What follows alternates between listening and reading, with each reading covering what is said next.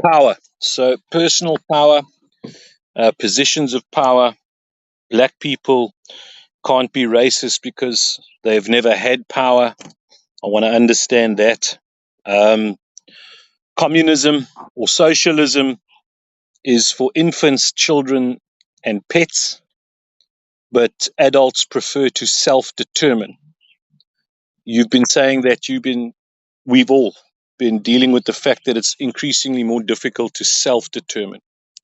And those that want to, or who can't self-determine, then need the government, like to be their parents and their guardians. And that's possibly why it's attractive for so many people, this idea of socialism. But at the end of the day, I see it that socialism is for infants, babies that can't look after themselves, children who are still learning to look after themselves, or pets who will never be able to look after themselves. Are we recording? Yeah. Okay. Let me give you an example. There's a saying that says that those who live by the sword will die by the sword. Okay. Now, then there's another saying that says, blessed are the meek, for they will inherit the earth. What type of power are the people who are saying that black people have never had power? What type of power are they talking about?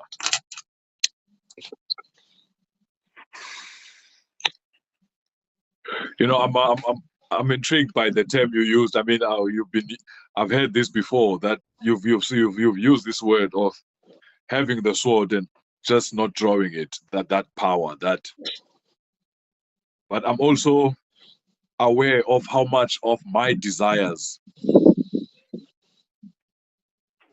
how much of what I see. So in a way, it's almost like even the eyes that we have. You know, there's that saying that we walk by faith, not by sight. You know, even the things that I see with my eyes, what I'm looking at, what I'm able to interpret. If I know how to balance, I can only respond or only desire those things that are needed and necessary for me, not the things that I want. Okay. And that's just the parallel I'm drawing that for fun. But the power that I think I need more than anything personally, the power that I need is the power to be able to see myself. Basically, it's not power. I don't know. The word power has got so much. You know, I'm not looking for domination. You don't want to live by the sword. No, I'm looking for energy to be. Personal power. I'm looking for energy to be. And within that, to determine my course, not to be obstructed unnecessarily. Not like you think about communism now and this whole thing.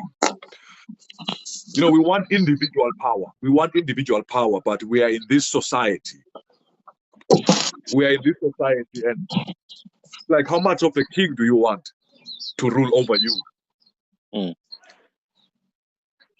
How much should a king tell you what to do? I mean, I can see how that is easy also if Dini were to say today, Aphiwe, all you have to do today is number 1, number 2, number 3, number 4, and then your day will be amazing, and all that you will enjoy your life.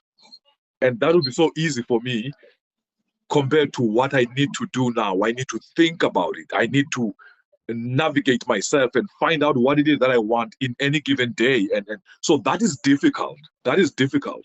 But to point fingers and say, they are taking my power, they are taking my power, that is the expression of my powerlessness, because I'm not able to find it within myself. It's very good. But when when I'm blaming, always pointing fingers, it's easy then for me to be. I don't need power. I live on other power. You can't have power if you blame. No, you can't. The one who has power, is the one that needs it. You need power if I'm constantly going to be pointing fingers at you because you are living your life. You need power. Okay. I don't need power because I'm not living my life. And so, okay. So I would say blame is you being overly generous with your power until you have nothing. Same thing. Well, I think, Dean, that is precisely the point. the vast majority of the Black community, they live their lives. We live our lives as though we have no responsibility. Okay. We have no responsibility to the shape or the direction of this world. We live our lives as though we were luggage on a trailer. Okay. The world is going somewhere. Somebody else is driving your wagon. Somebody is driving my wagon, and that is why I don't even know what is the agenda of this year or this term's government, this GNU. I know the idea of national unity, but unity for what? What are we united for? What I'm aware of is that I know nothing about what's going on there, what's on the table, what's the agenda, what policies are being pushed. I don't know, and yet those policies are going to affect me so much. That's how much oblivious, and that's how much power I'm without. Okay, let me ask you a question, and it links to what you're saying. Can we examine what is the reason we have government in what is supposed to be a free society? Okay, so I understand the idea of government in a non-free society where everybody looks to the government as God and the government is responsible for everybody after them. So that's, as we've said, that's for infants, that's for children, and that's for pets. Okay? Exactly. That's not for humans. Humans, they've got their own blueprints. Humans, they have got their own blueprints, especially when they're adults. They become aware of what is wrong and what is right. No one needs to tell them that. Now, the inability to say no, when you say no, you get punished. It's where the loss of power is felt the most. Explain or the that. powerlessness is felt the most. As a little boy, I'm running away from school. My mother is in Joburg. We are left with a caregiver at home. Okay. The neighbors' cows, they've got sheep, livestock, and all that. So they go to the field. Now I have nothing to do. I have no one to tell me what to do. I'm at home. I see. That's nice. Let me follow those guys with the cows. We end up in the field. We're staying there, but now he's bullying me. He's abusing me. He's beating me brutally. He's beating me. I can't remember what did I not do. I can't remember what he said I must do, but he's beating me. But my inability to feel safe, that I can say no. Tomorrow when he calls me again, I'm coming. I'm following him to do the same thing. Did you go again? I go again and again. And we moved on to tractors. Here's another He bullied me. Okay. On that, here's another thought that I had a while back. The difficulty with freedom is that we struggle to manage our sin. Can I mention something? Yeah. I envy your background. It's a bush. It's a bush. I just had to move into the shade. Yeah, it was getting hot in the sun. No, lovely. Beautiful. Yeah, but let me say that again. The difficulty that we have in humanity with sin, with freedom, is that we struggle to manage our sin. We have the same nature. We've got our logo, your logo, black or white, red blood. And what that means is not only that we have the same blood, but it's actually our nature is the same. It doesn't matter where we come from. Our nature is the same. Now, there's nature and there's nurture. There's influence and there's tradition and there's culture and all those things. But our nature at the end of the day is the same. And when we are free to do something, we generally do. Now, the analogy that I use is the old joke that I heard in the 1970s or 80s is, why does a dog lick its balls? Well, because it can. And as humans, very often, what we do is we do bad things because everyone's bad. Okay, but some people do more bad than others. And the reason why we will do bad things, all of us, is because we think we can get away with it, or we can get away with it, or purely because we can do it. And that's the difficulty in managing freedom. Now, when I say sin, let's bring that out of the clouds and the stormy weathers of the woo-woo-woo world. All that means is missing the mark of the ideal. Okay. You know, yeah. sorry, Mm. sorry. I'm interrupting. But no, it's within the same thought. Go. I don't want to forget. You know, I'm thinking about how exciting the rise of Trump has been to the world, the Western world. Yeah. The rise of Trump has been of such inspiration. But with my excitement of whatever he has accomplished, I mean, he has a lot of things that I can look at and be like, what a powerful human being. That human spirit to fight and come out of all the kind of rubble that he was under, and to get to where I understand very well the opposition that was up against him. So within that, I aspire to that. I love Donald Trump very much. I mean, he gets shot, and whatever that was stage or whatever, but the drama I'm seeing speaks to me. I love it. It's amazing what a human can do. But at the same time, I'm equally fearful because I wonder, will he have the strength to tame the dragon? Mm. It's the right question. Because will he have the strength to tame the dragon? He is now a beautiful brand. He's an amazing figure and all that. But I also know that that is just the light. We haven't seen the shadow. Mm. Will the shadow be well blended The way in that such you a way said that, that very the world good. survives? The way that you said that, I just want to repeat it, is, and I think this is what you said, that's the light, but we haven't seen the shadow. We haven't seen the shadow. Okay, that's very good. We know the stories of how much there was no wars. We know how his administration was amazing. I mean, he's riding on a very smooth story platform of resilience right here. It's heroic. It's amazing. It's heroic. Yeah. It's amazing. But I am aware equally that it's either he's managing his dark side very well, which is very possible because he is fighting fierce and dark forces. So there has to be some darkness in Trump that has gotten him where he is. Well, I think that goes back to what we were talking about. There's the opportunity for him to carry the sword or live by it. And that's the danger I think you're speaking of, and that's one danger. I think that it looks like he's been carrying it, even though we may have some casualties of when maybe he took it out by whatever, but it looks like he's been carrying it. That's what I'm saying for now. Yeah. With that same analysis. Yeah, and I think one of the things that's worth mentioning with regard to that is that by bringing the people around him that he has done, who are also very powerful and dynamic, Tulsi Gabbard, Elon Musk, Vivek Ramaswamy, Jay Bhattacharya, all these guys, what he's demonstrating is his ability to share and distribute for things. And I think that hopefully is a safeguard, because I don't think guys like RFK are going to put up with him doing shit. I think they'll bail quickly. I don't think that the people like JD Vance and stuff will just easily stand by and just let him do a whole lot of shit, because there's too many parties coming from too many different directions to all be aligned under the same malice, let's say.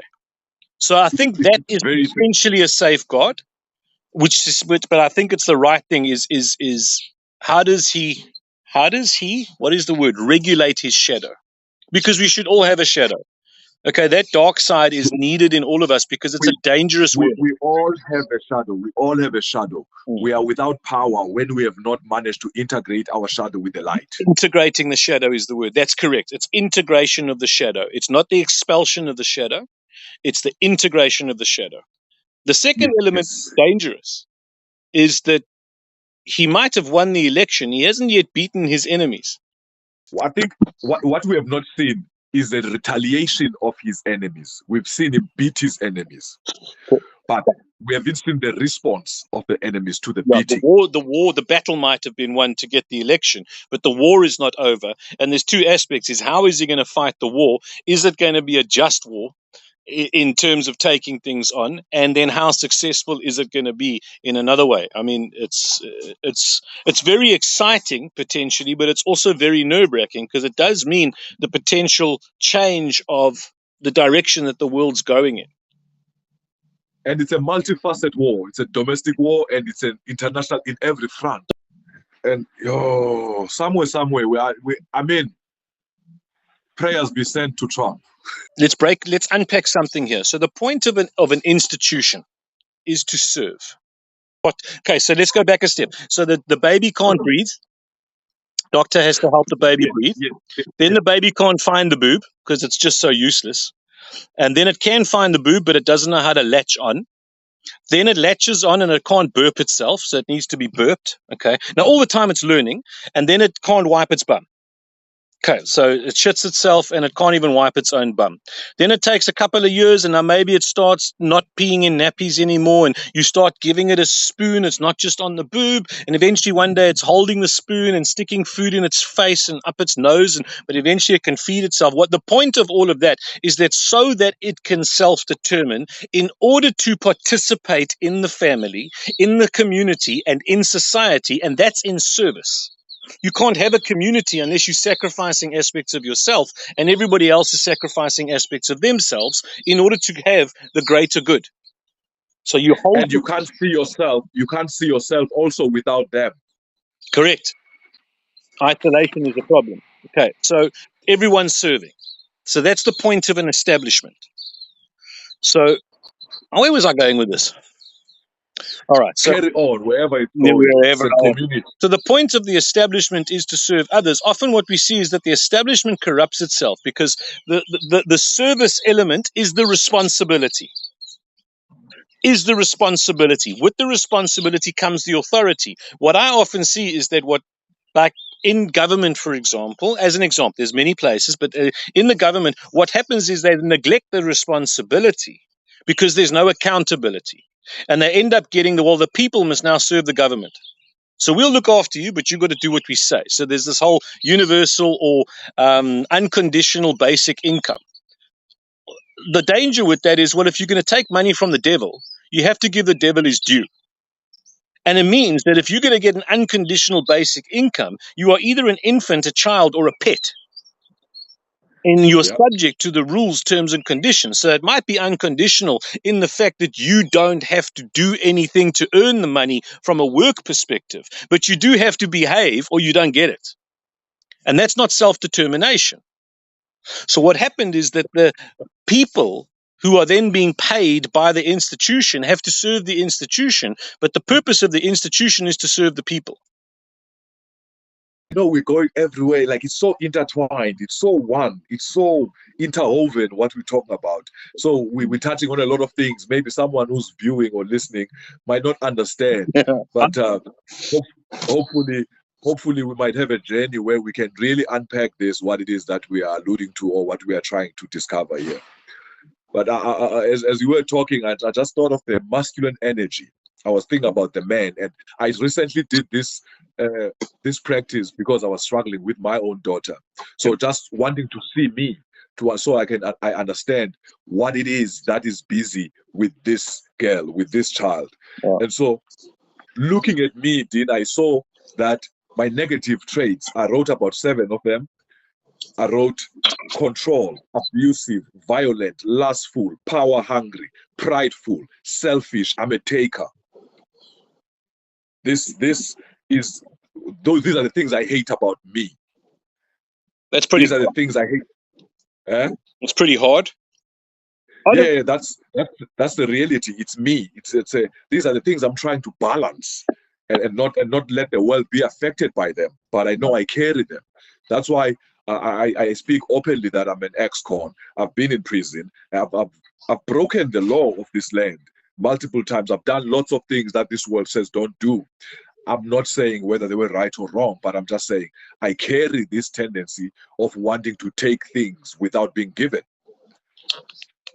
within me. And my positive traits, I'm a hardworking man. I'm very protective. I'm a loving, selfless father. I'm a provider. I am needed. I'm also very explorative because I go to places that my family never wants to go, or the majority of my family. But this is the explorer in me also. It's positive. And I'm strong. And also I'm a giver. I mean, I am a giver in many ways. I'm a giver. I know that. So within that, I get 2 themes. I get the theme of domination. I get the theme of service. How do I dominantly serve? How can I dominantly serve? Yeah, so I work with the suits and the dresses and stuff, and every now and then, and you always gauge your customers, and sometimes you get to talk to people. And I often say to the young couples coming in, so why are you getting married? And what is marriage about? And every now and then they'll say it's about happiness. I can imagine how nerve-wracking having this figure asking. So they say, no, marriage, we want to be happy. I said, listen, it cannot be about happiness. If it's about happiness, 5 years into the marriage, in your second child, and the second child's had colic for 9 months, and it's 3 o'clock in the morning, and the colic has just ended, and now the teething has begun, and it's cramping, and it's screaming, and it's shouting, and it's 3 o'clock in the morning, and you haven't slept with your wife for 6 months, you haven't slept properly yourself for as many months, and your whole world seems to be falling apart. If your life is, the goal is happiness, your life falls apart. It has to be about meaning.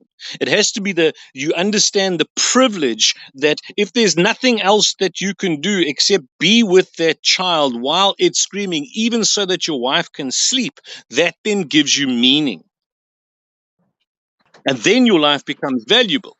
Otherwise, it's all What is scary, Dean, about all these things, meaning and politics, success, and all that? We're all looking for it. We're all looking for it.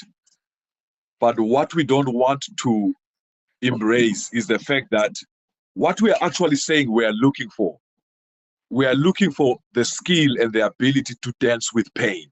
I remember this guy saying that, I think it was James Dobson, I don't know. He said, like, a mom would say, don't do that, you might get hurt. And the little boy will say, yeah, but if I manage to do it and I don't get hurt, how much fun will that be? It's because life is difficult. Life is suffering. Life is hard. And we have to overcome these challenges. Now, if we're not faced with any challenges, if we're not faced with any difficulties, what is our meaning? Where do we get our meaning from? So the challenges are what give us meaning. The meaning is what comes through finding then purpose. As you just said that, I know you've said that many times, that poor people are useless. And I understand very well what you're saying. I wonder if they are useless to themselves or they are useless to me. Because I'm thinking, poor people, I might look at them, maybe they are fertilizer for those that get richer. I've been poor. I'm a white man and I've been poor. Have I just blown your world? Yes, lots of white people have been poor. There's been times in my life that I've been very, very poor, that I've had to go beg people for money just to be able to pay bills. I can tell you that I feel totally, totally useless in that moment. That's why I'm saying it. I'm not saying it because they poor people. I'm saying it out of the place of where I was. I felt useless. I wake up in the morning and I go, I've got no reason to get out of bed. The only reason that drives me to get out of bed is if I don't, I'm going to pee in the bed. And thank God for the bladder, because sometimes the only thing that gets you out of bed is that your bladder is about to burst, and it's more uncomfortable to lie in your pee than to get out of bed and go to the toilet. But if I didn't have to lie in my own pee, I wouldn't have got out of bed. That's how useless I was. I'm just thinking, how real can we get? How real can we get in these conversations? Because I've got this appetite for what's real. And you're mentioning something. I'm thinking about this thing of uselessness and usefulness. I think the easiest way to be useless is when I am useless to myself. Correct. That's the quickest way to be useless, is when I'm useless to myself. But if I am useful to myself, for myself, then that changes the projector that my eyes are. Because I'm thinking now, I'm sitting here, I'm so relaxed, I'm having this conversation like there is no tomorrow. I'm enjoying it, I'm soaking myself to it. In fact, it's one of the things that I'm going to count as the greatest things I've done today. And I'm able to be in this moment and be something that you can bounce against, and we can have resonance. There is no uselessness there. And but the poverty that we tend to look at many times is the one that I can tell you about around me. right now. But somehow I don't feel that. And I think it's because I know that I have you. And you know, that only happens when I know that I have me first. Mm.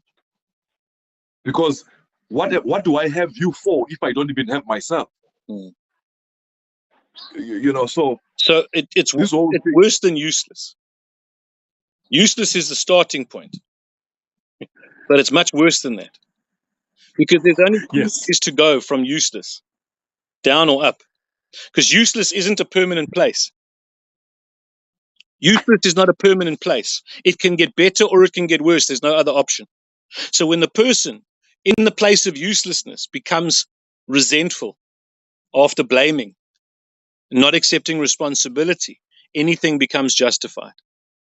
And then not only are you useless, you become damaging to everything else of use. You bring your gun and you rob and you steal and you destroy and you rape and you pillage and you murder, and you feel justified because of the resentment that's in you. And there's reason for the resentment because there's been suffering behind it. But how is it useful? You're touching on something. Think about exactly that, Dean. You taking a gun, going to fight so you can eat, so you can survive, so you can be. So, you going to violate other people's comfort. That act alone is at some level a higher understanding and a claim that says, I also belong and I deserve. It's a claim for what's mine also here for me to survive in this sphere. But at the same time, that's your dragon eating you up. Yes. Now, sometimes the dragon eating you up is better than just staying in the useless place. At least it's showing some character. Do you know what I mean? It's not to demonize the people that have gone into it, because they've gone into it because of what they've been through. Now, I'm starting to see oppression as suffering and linking the two. Now, not all suffering is because somebody else is causing your suffering. Sometimes your suffering is just because... You mentioned something about a snake. Yes. In my blindness of what is, you don't even know what signals you may have sent for that snake to come your way. You don't even know what disharmony as you were entering that you caused in that forest. So we want to kill the snake. We don't want to blame ourselves for anything. We don't want to look into ourselves how we entered into this. Can I tell you a story about a snake? Yeah. So this lady had a snake, and she loved the snake, and the snake was a big snake. It was a boa constrictor or something. It was a big snake. And she started getting sick, and what she noticed, that as she was getting sick, the snake would come and spend more time with her and lie itself out against her and everything. And she thought that this was the snake being affectionate, until the snake handler came and said, he's measuring you for when he's going to eat you. He can feel and sense that you are sick. So because you're sick, he's waiting until you are sick enough that he can overpower you and small enough that he can eat you. Because you said, what is it that draws the snake? We just got to recognize that, yes, there are things that draw the snake, but it's always a snake. Now, we don't have to kill all the snakes. The snakes are there for a reason. The very first snake that they talk about wasn't outside the Garden of Eden. It was inside the Garden of Eden. There was purpose in the snake being there. Ironically, the snake is inside the garden, Dean. The snake, the dragon, the reptile, the snake is inside the garden. It wasn't that they left the Garden of Eden and came across the snake. The snake was in the garden. The snake is... I think we've landed on it. It was appointed that the snake was in the garden. The snake is in the garden. The snake must be in the garden. Yeah. Sometimes we're the snake. The snake must be in the garden. Yeah. Whoa. The question is, how can you have authority without responsibility? You know what is happening, Dean? You can tell me if I'm wrong. Think about this censorship. Think about this political correctness. Think about everything that people can say and can't say. And censorship is mostly a Western thing. It's in the West. at the very. Why do you say that? Because why do you say that? So I'm saying censorship is a modern slavery. Okay. I'm saying slavery is turning around for the sake of gays, for the sake of blacks, for the sake of the disadvantaged, for the sake of everyone that we don't want to be appearing as abusive towards. Let us not say what we feel. Yeah. Because you are not saying what you're feeling, you're not expressing that energy, and it's gonna grow. The only thing that's gonna happen, it's gonna grow. What you repress persists. What you oppress persists. Whatever what you suppress persists. That is happening.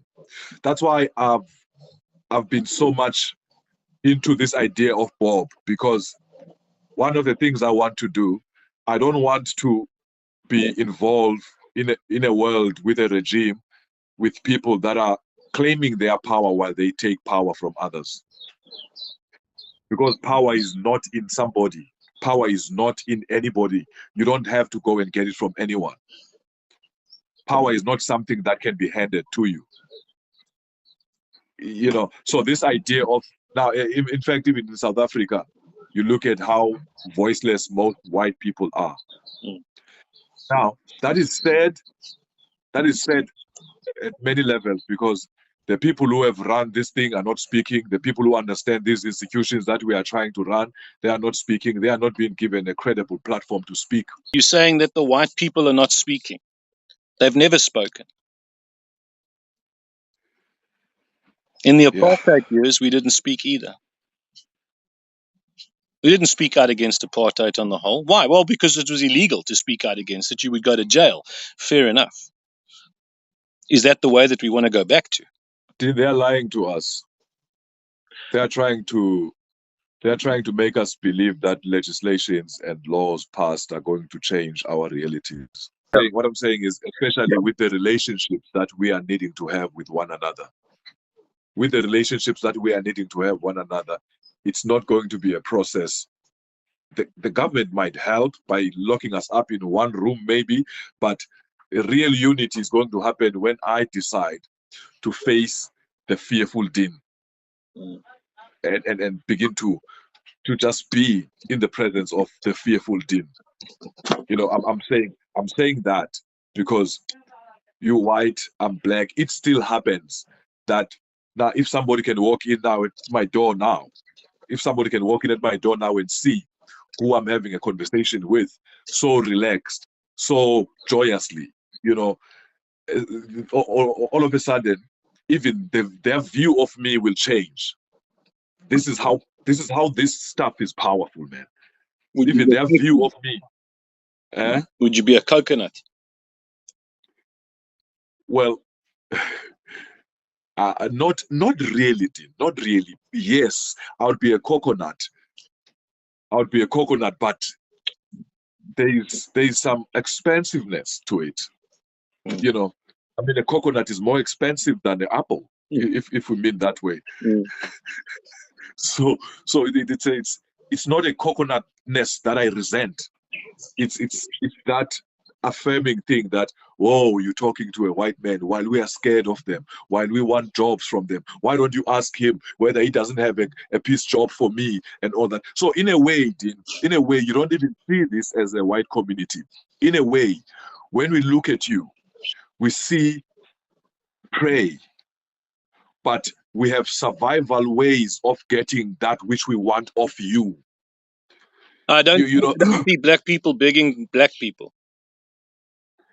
They don't beg as much. They don't beg, and even when they do, that is still the same thing happening.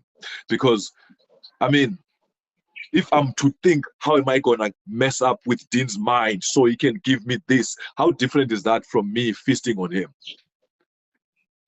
Yeah. It's just that I'm doing it within the confines of the rules that I can also save myself. Or if there was nothing else left, if we were saying, okay, what do we eat now? Black people will be like, okay, the only thing we have that is different to us now is those white niggas. They've been eating good. They must be healthy. We're your cash. You understand? I walk down the street and the beggars will flock to the white people and ignore the black people. They won't go beg from black people. They won't go back. And we look at that. You are prone to look at that as, oh, they undermine their own, and they think highly of me. No. No. That's not undermining. No. That's not undermining of their own. They are saving their own. No, I agree. They're saving. They're saving their own, and they are coming to feast on you. No, I think it would be arrogance for me to think that, oh, well, they're coming to me because they think I'm a good person. They don't look at me highly at all. They're prepared to exploit me. I'm the cash cow. Oh, No, but that's real. White person's the cash cow. The white person is here to give me whatever I need because I've suffered under their hands, and I can blame them, and I don't need to do anything myself because they can hand it out to me. And if not them, then the government. Let me not say that as a criticism. Okay, I'm not criticizing them for it because I haven't been through what they've been through. Okay, it's an observation. I don't feel bad or angry at them when they come to me and beg. I'm aware that that's the snake. Okay, but I treat it with respect for the snake that it is, and not to cause it harm, because it's already been harmed. It's already suffering. It's already crawling on the ground on its belly with no legs. You know what I mean? can you imagine, Dean, if there was no fear in the country, if there was no fear of the KZN man, if there was no fear of the Eastern Cape man? Can you imagine how much of the capital that is in the country would have been spread across the country? I'm talking about the business people who would have invested in that Eastern Cape. How needless it would have been for me to leave that place. But it's a fearful place because of the hostility that is so real between us and amongst us. So it's a very nuanced thing, Dean. It's a very deep thing. But I want to say that I think, and you said this, and I'm quoting you, that South Africa is a workable dream. How do Yes, I believe that. we just got to stop the nightmare. Yes. It's a workable dream.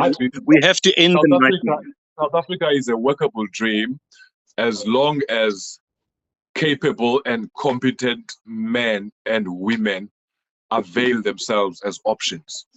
You don't have time. You don't have time to look for where the damage happened, how was it caused, if your boat starts leaking. You don't have time to look for that. What you have time for, though, is fix it.